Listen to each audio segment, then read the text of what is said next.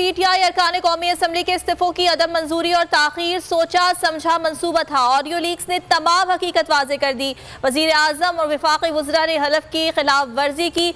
Audio की तहकीकात की जाए। पाकिस्तान तहरीक इंसाफ दरखास्त लेकर सुप्रीम कोर्ट पहुँच गई। दरखास्त में कहा गया है कि पीटीआई इस्तीफों से मुतालिक ऑडियो लीक की तहकीकात के लिए इंक्वायरी कमीशन तश्कील दिया जाए। आपको इस खबर के हवाले से आगाह कर रहे हैं कि पीटीआई की जानिब से ऑडियो लीक्स का मामला अब अदालतों तक पहुंचाया जा रहा है और पीटीआई अरकान कौमी असम्बली के इस्तीफों की अदम मंजूरी और ताखीर सोचा समझा मंसूबा था। ऑडियो लीक्स ने तमाम हकीकत वाज़े कर दी है।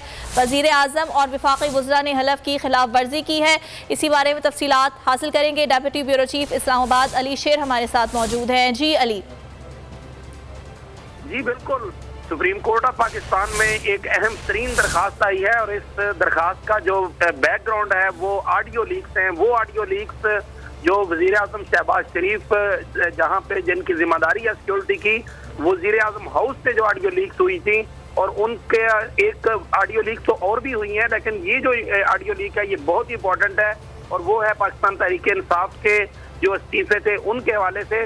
उसमें अयाज सादिक, राना सनाउल्लाह, उसके साथ ख्वाजा आसिफ, एहसन इकबाल, इनको कहते सुना जा सकता है और फिर साथ शहबाज शरीफ भी हैं जिनके बारे में कहा जा रहा है कि उन्होंने जिस तरह से पाकिस्तान तहरीक इंसाफ के इस्तीफों को अलग अलग यानी अपनी मनपसंद हल्कों के एतबार से आईन और कानून के मुताबिक नहीं, रूल के मुताबिक नहीं, मनपसंद जो है वो हल्कों को खाली करने के लिए प्लानिंग की और वो प्लानिंग लीक हुई। उस प्लानिंग की इस जो कार्रवाई है इसको लेकर फैसल चौधरी पाकिस्तान तहरीक इंसाफ के वकील जो है वो सुप्रीम कोर्ट ऑफ पाकिस्तान पहुंचे हैं। इससे पहले उनकी मुतफर्रक दरखास्त जो है मेन दरखास्त मौजूद है और ये मुतफर्रक दरखास्त आई है और ये केस है वो जो जस्टिस अतर मनल्ला के पास, चीफ जस्टिस अतर मनल्ला के पास पीटीआई के इस्तीफों का मामला गया था।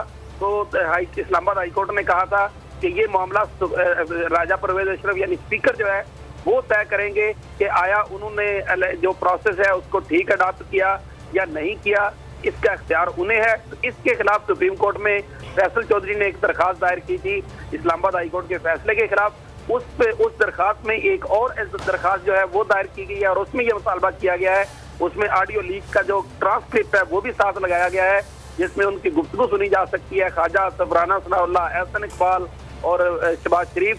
तो उन पे मुतालबा किया गया है कि एक कमीशन कायम किया जाए सुप्रीम कोर्ट ऑफ पाकिस्तान की तरफ से कि किस तरह से ये क्रिमिनल साजिश की गई, क्रिमिनल कार्रवाई की जाए वज़ीर आज़म और वफाकी वज़रा के खिलाफ कि इन्होंने स्पीकर कौमी असम्बली राजा परवेज अशरफ के साथ मिलकर ये क्रिमिनल कार्रवाई की, तो इनके खिलाफ एक्शन लिया जाए। दरखास्त जो है वो सुप्रीम कोर्ट में जमा करा दी गई है। अब जो नेक्स्ट हियरिंग होगी जब भी उसका ये बहस जो काज लिस्ट बनती है उसमें जो चीज आएगी उसके ठीक है, हमारे साथ ही मौजूद रहेगा अली शेर, इस बारे में आपसे मजीद भी जानेंगे। बिल्कुल, इसी हवाले से मौजूद हैं सीनियर तजियाकार और एंकर पर्सन समी इब्राहिम साहब। समी साहब बहुत शुक्रिया आपके वक्त का। समी साहब आप क्या कहेंगे, दुरुस्त फैसला किया गया है पाकिस्तान तहरीक इंसाफ की जानिब से, आला अदलिया से रुजू किया गया है ऑडियो लीक के हवाले से? देखिए ये एक उनका ये बड़ा एक इंटेलिजेंट मूव है, इसका एक बैकग्राउंड है। इमरान खान साहब ये कह रहे हैं कि जो चीफ इलेक्शन कमिश्नर हैं वो बाइस्ड हैं, वो नून लीग के साथ मिलकर तहरीक इंसाफ के खिलाफ साजिश में मसरूफ़ हैं।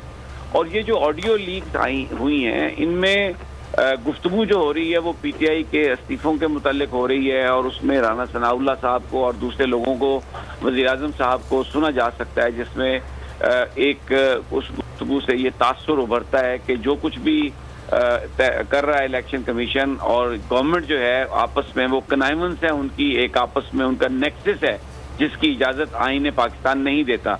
तो बुनियादी तौर पर जो सुप्रीम कोर्ट में ये पिटीशन दायर की गई है ये एक कार्रवाई का आगाज है इलेक्शन कमिश्नर को उनके ओहदे से हटाने के लिए, क्योंकि इस वक्त जो उनको हटाने का तरीका है वो वही है कि अगर जिस तरह किसी जज को हटाना हो, जुडिशल जो है कमीशन उसमें रेफरेंस पेश करना पड़ेगा पाकिस्तान सुप्रीम जुडिशल काउंसिल में, तो वहां पर तो कोई इस तरह का काम अभी नहीं कर सकती तहरीक इंसाफ। लेकिन वो सुप्रीम कोर्ट में चले गए हैं और बुनियादी तौर पर अगर अब इनका फोरेंसिक होता है और ये साबित हो जाता है तो जो सबसे ज्यादा पोजीशन मुतासर होगी वो चीफ इलेक्शन कमिश्नर की होगी। और इस वक्त तहरीक इंसाफ ये समझती है कि अगर इलेक्शन कमिश्नर जो है वो अपने ओहदे से नहीं हटता तो जो इलेक्शन कमीशन है वो फैसिलिटेट करेगा नून लीग को, पीपल्स पार्टी को, वो तहरीक इंसाफ के खिलाफ काम करेगा।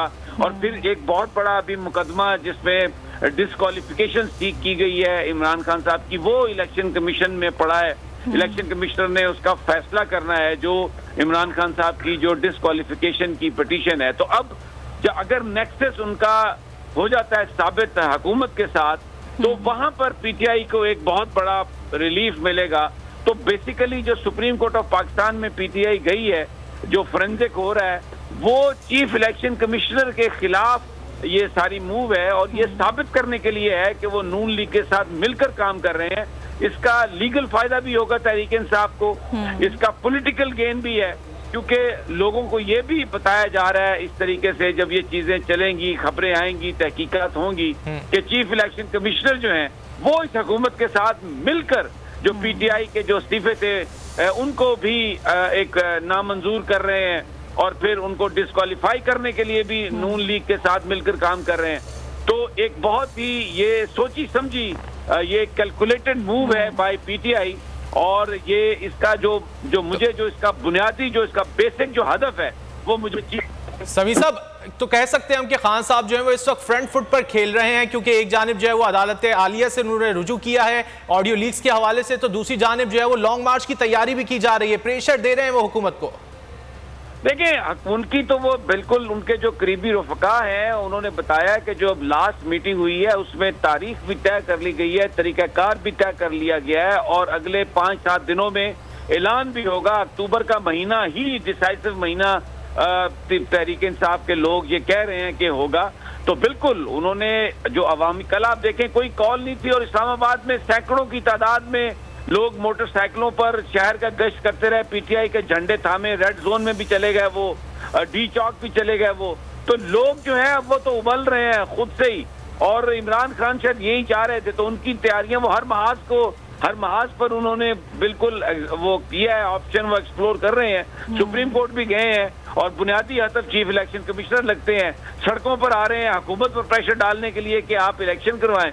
तो बेसिकली इमरान खान जो है बड़ी कैलकुलेटेड मूव इस वक्त कर रहे हैं हुकूमत को प्रेशर में लाने के लिए, कैलकुलेटेड मूव्स कर रहे हैं हुकूमत को के लिए। समी साहब आपने वक्त निकाला हमसे गुफ्तगू की, बहुत शुक्रिया आपके वक्त का। पाकिस्तान तहरीक इंसाफ ने अरकान कौमी असम्बली के इस्तीफों की अदम मंजूरी और ताखीर सोचा समझा मंसूबा था। ऑडियो लीक्स ने तमाम हकीकत वाजे कर दी है। पाकिस्तान तहरीक इंसाफ ने अदालत आलिया से रुजू कर लिया। इसी हवाले से बात कर लेते हैं, हमारे साथ मौजूद हैं अजहर सिद्दीक, माहिर कानून हैं। अजहर साहब बहुत शुक्रिया आपके वक्त का। अजहर साहब क्या समझते हैं, कैसा डिसीजन है पाकिस्तान तहरीक इंसाफ की जानिब से? अदालत आलिया से रुजू किया गया है उनकी जानिब से ऑडियो लीक्स के मामले पर, और इस्तीफों का जो मामला है उसको भी उठाया जा रहा है।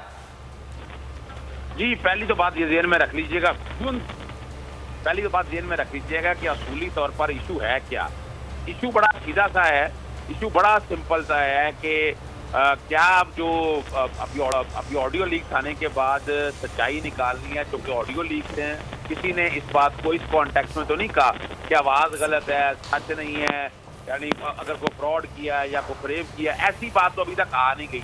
और याद रखिएगा इस तरह की जितने भी कोई खबर छपे या आए, जब तक आप उसको नेगेट नहीं करते तो वो एविडेंस के तौर पर यूज हो सकती है। इसमें सिंध हाईकोर्ट बार एसोसिएशन का केस है, मौलाना बेनजीर भुट्टो साहब का केस है, इतनी मिसालें इसके पास रिकॉर्ड के ऊपर मौजूद है। और मैंने भी बाकायदा कमीशन ऑफ इंक्वायरी एक्ट के तहत सदर पाकिस्तान और वज़ीर आज़म को खत लिखा कि उसमें यानी ये जो ऑडियो लीक आने के बाद तो हक़ाइक़ अब सारा आने चाहिए ना, इसमें जो छुपी हुई बातें हैं वो सारी सामने आने चाहिए।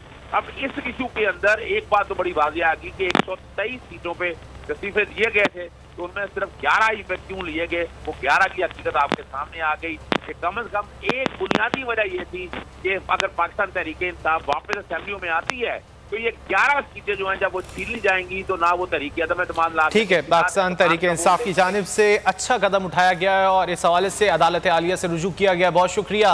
माहिर कानून अजहर सिद्दीक साहब हमसे गुफ्तगू कर रहे थे।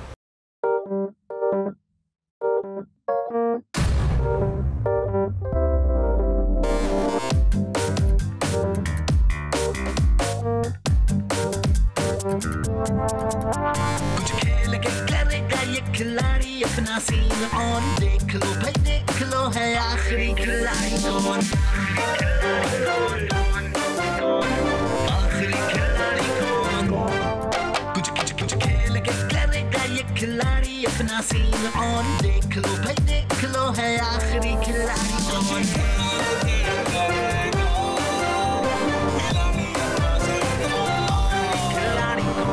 यहाँ ऐसा कुछ नहीं होगा। दिमाग चलाओ, जवाब बताओ और लाखों ले जाओ। आखिरी खिलाड़ी कौन? आखिरी खिलाड़ी कौन, पीर और मंगल शाम 7 बजे सिर्फ बोल एंटरटेनमेंट पर। सबसे ज्यादा व्यूज, सबसे ज्यादा रील्स और सबसे ज्यादा रेटिंग के साथ बोल अब भी नंबर 1 पोजीशन पर बरकरार।